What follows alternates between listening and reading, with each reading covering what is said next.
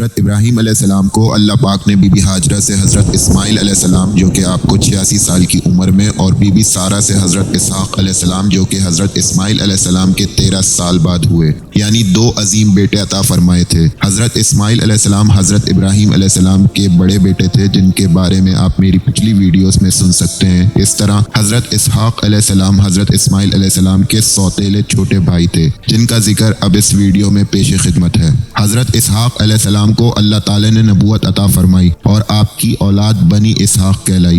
بعد ازاں بنی اسرائیل میں جتنے بھی نبی پیدا ہوئے سب کے سب آپ ہی کی نسل سے تھے۔ حضرت اسحاق علیہ السلام کی شادی حضرت ابراہیم علیہ السلام کے بھائی ناخور کی پوتی رفیقہ سے ہوئی۔ شادی کے وقت حضرت اسحاق علیہ السلام کی عمر 40 سال تھی۔ انہیں اولاد کی بڑی خواہش اور تمنا تھی، جس کے لیے وہ بارگاہ الہی میں دعائیں کیا کرتے تھے۔ آپ کی دعائیں قبول ہوئیں اور شادی کے 20 سال بعد اللہ تعالیٰ نے آپ کو 2 جڑواں بیٹے عطا فرمائے۔ پہلے کا نام مہیسو رکھا گیا، جسے اہل عرب محس کے نام سے پکارتے ہیں، ان کی اولاد رومی کہلائی۔ دوسرے کا نام یعقوب رکھا گیا، جن کا لقب اسرائیل تھا، اور ان کی نسل بنی اسرائیل کہلائی۔ مورخین لکھتے ہیں کہ حضرت اسحاق علیہ السلام اپنے بیٹے مہیسو سے بڑی محبت کرتے تھے، جبکہ ان کی اہلیہ اپنے چھوٹے بیٹے یعقوب کو زیادہ چاہتی تھی۔ آخری عمر میں حضرت اسحاق علیہ السلام کی بینائی ختم ہو گئی اور آپ نابینا ہو گئے۔ دونوں بیٹے سعادت مند تھے اور آپ کی بےحد خدمت کیا کرتے تھے۔ بڑا بیٹا محس شکار کا شوقین تھا اور شکار کا گوشت لا کر اپنے والد کو کھلایا کرتا تھا، جس کے بدلے اسے خوب دعا ملا کرتی تھی۔ ایک دن کا واقعہ ہے کہ حضرت اسحاق علیہ السلام کا شکار کا گوشت کھانے کا دل چاہا تو انہوں نے محس سے اپنی خواہش کا اظہار کیا۔ وہ والد کے لیے شکار کی تلاش میں نکل کھڑا ہوا۔ ادھر والدہ نے جب یہ سنا تو اپنے چھوٹے بیٹے یعقوب سے کہا کہ بیٹا کیا ہی اچھا ہو کہ تم محس کے آنے سے پہلے بکری ذبح کر کے والد کو پیش کر دو، اس طرح تمہیں دعائیں مل جائیں گی۔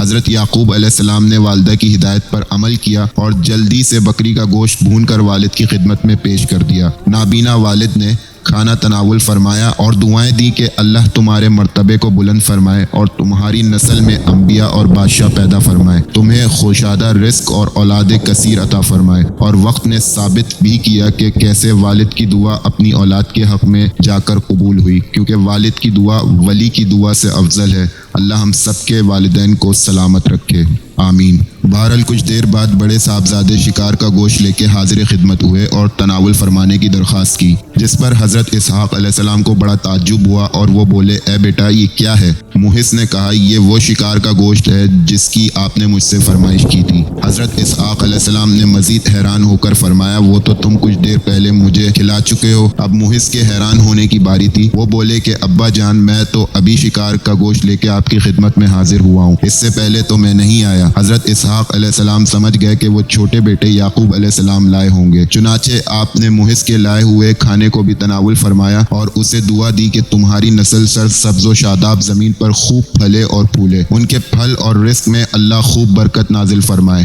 محس کو اپنے چھوٹے بھائی یعقوب علیہ السلام کا سبقت لے جانا اور پہلے دعائیں لے لینا سخت ناگوار گزرا اور وہ یعقوب علیہ السلام کے دشمن بن کر ان کی جان کے در پر ہو گئے۔ والدہ نے جب محس کے غم و غصے کو دیکھا تو انہیں خوف محسوس ہوا اور انہوں نے اپنے چھوٹے بیٹے یعقوب سے کہا کہ تم فوراً شام چھوڑ کر اپنے ماموں کے پاس خیران چلے جاؤ، مجھے ڈر ہے کہ محس تمہیں قتل نہ کر دے۔ جب بھائی کا غصہ ختم ہوگا تو میں تمہیں واپس بلا لوں گی۔ حضرت اسحاق علیہ السلام کو بھی معاملات کی نزاکت کا احساس تھا، چنانچہ انہوں نے اس فیصلے کی حمایت کرتے ہوئے حضرت یعقوب علیہ السلام کو فوری چلے جانے کا مشورہ دیا۔ یوں حضرت یعقوب علیہ السلام والد اور والدہ سے دعائیں لے کر ملک شام سے ہجرت کر گئے۔ بہرحال حضرت اسحاق علیہ السلام نے 180 برس کی عمر پائی اور بعض تحریروں میں 160 برس کا بھی ذکر ملتا ہے۔ وفات کے وقت آپ کے دونوں صاحبزادے محس اور یعقوب علیہ السلام آپ کے پاس موجود تھے، جنہوں نے آپ کو اپنے دادا حضرت ابراہیم علیہ السلام کے پہلو میں سپرد خاک کیا۔ بعض محققین نے حضرت اسحاق علیہ السلام کے زمانے کا تعین 23ویں صدی قبل مسیح کیا ہے۔ حضرت آدم علیہ السلام سے لے کر ہمارے آخری نبی صلی اللہ علیہ وسلم تک جتنے بھی انبیاء اور رسول تشریف لائے سبھی کا پیغام خدا کی وحدانیت اور اس کے دین کو فروغ دینے میں رہا۔ اللہ ہم سب کو اپنے دین کی سمجھ عطا فرمائے، آمین۔ یہاں پہ میری اس ویڈیو کے ٹاپک کا اختتام ہوا جاتا ہے۔ اگر آپ کو میری یہ ویڈیو پسند آئی ہو تو اس ویڈیو کو لائک کریں اور اپنے دوستوں کے ساتھ شیئر کرنا نہ بھولیں۔ اب میں ملتا ہوں آپ سے انشاءاللہ اگلے کسی انٹرسٹنگ ٹاپک کے ساتھ، تب تک کے لیے اپنا بہت خیال رکھیے گا۔ فی امان اللہ۔